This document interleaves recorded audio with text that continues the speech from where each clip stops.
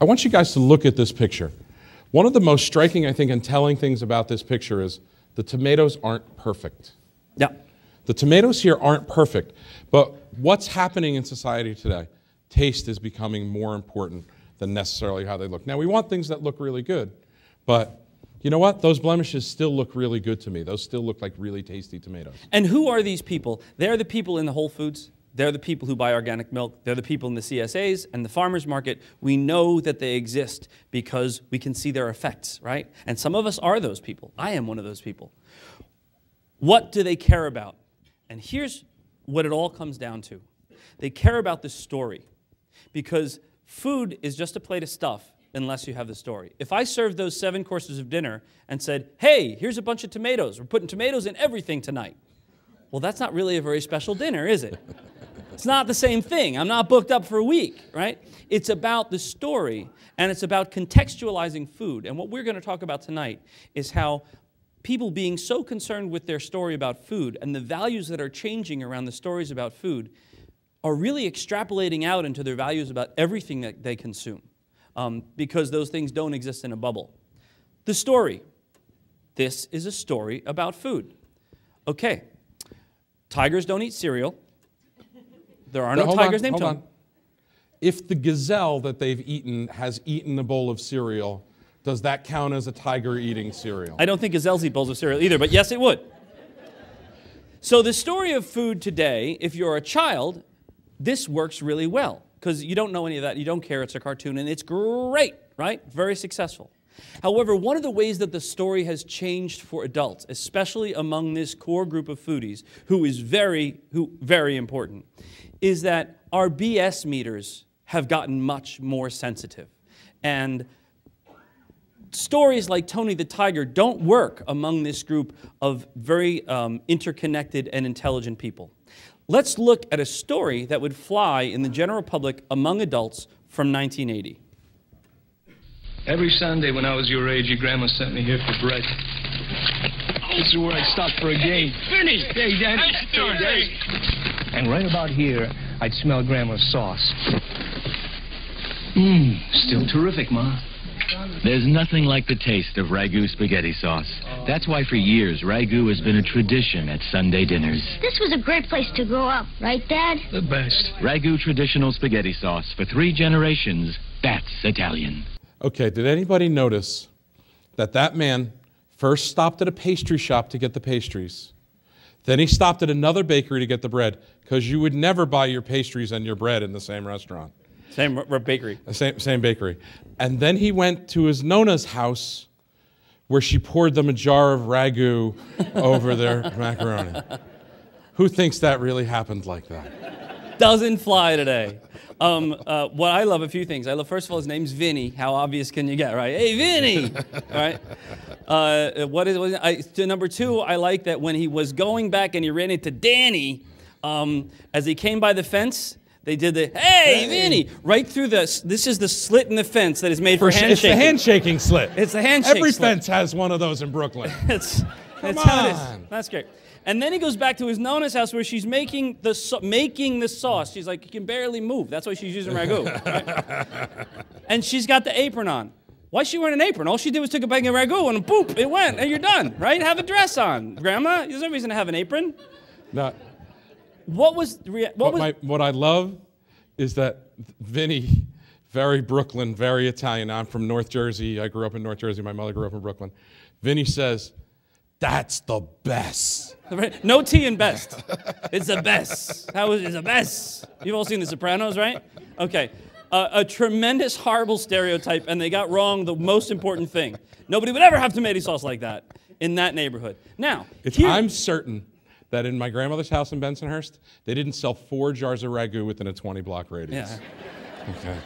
So here's 1980, though. How did your family react? Because we were alive then. We were at 7. No, we were older than that. How did your family react in Nutley, the Italian enclave in New Jersey, and in Bensonhurst, Brooklyn, to that commercial? That commercial at that time was mocked incessantly. We made fun of it in 1980 because we knew that it wasn't real. Okay. Your wife is a WASP from the Midwest. Ohio. How did your wife's from Ohio. How did her family react to that commercial? They said, oh, good, ragu. Okay. So the family in Brooklyn and in Nutley, all they could do was make fun of it themselves, and they could stand up and shake their fist at the TV and say, "That's not Italian," right?